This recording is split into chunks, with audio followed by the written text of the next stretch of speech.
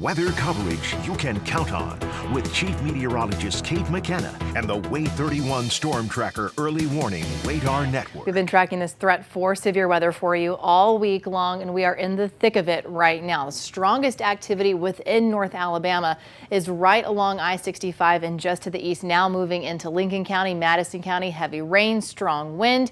Look closely. We've got a couple of severe thunderstorm warnings just to our north, and we have had tornado warnings just to our south. There is one tornado warning that is just across the southern fringes there of Blount County. We have been watching that storm closely for you, and even stronger weather farther towards the southwest there, southwest of Birmingham. So I have been keeping a very keen eye on the activity just to our south, because based on storm motion, those storms would be grazing our southeastern counties over the next couple of hours. So I'll be watching what's happening to the south. Something else to point out to you as you see all of this in motion. Look at the clearing that's happening here in the Shoals. Things are starting to quiet down. Those counties have been removed from the tornado watch.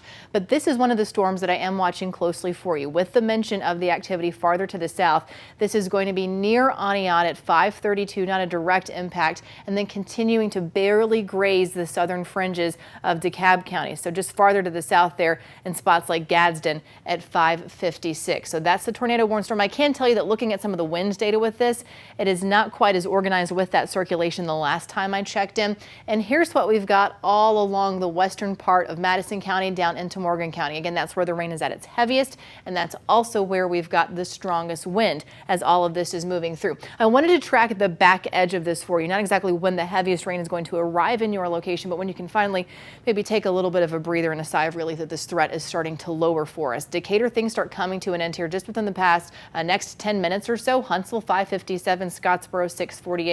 Eventually Albertville 6:52, and Fort Payne at 7:25. So this fits pretty well with the timeline that we've been giving you. And look at the counties still included in the tornado watch.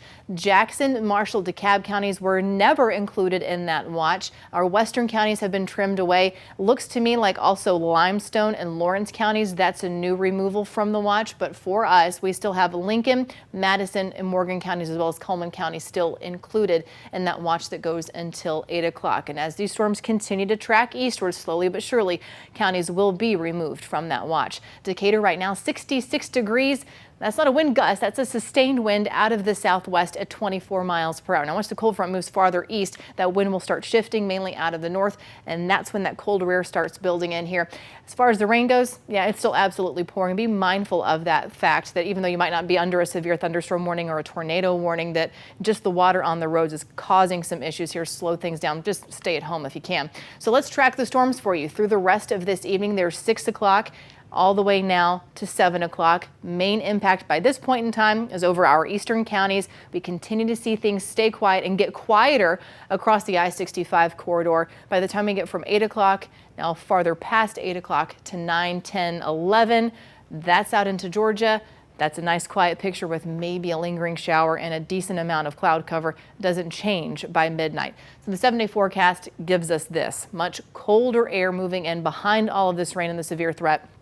32 degrees waking up tomorrow morning, 46 degrees tomorrow afternoon. That's the difference that this front is going to make for us. And that's also the reason why this very potent cold front has brought us, in part, the risk for severe weather. Rain is back in our forecast next week. We may need to monitor that risk maybe for some stronger storms on Tuesday, as well as the risk for flooding as we see continued rain in the forecast. If we do find ourselves in wall-to-wall coverage, you can always listen for that coverage at any of these radio stations.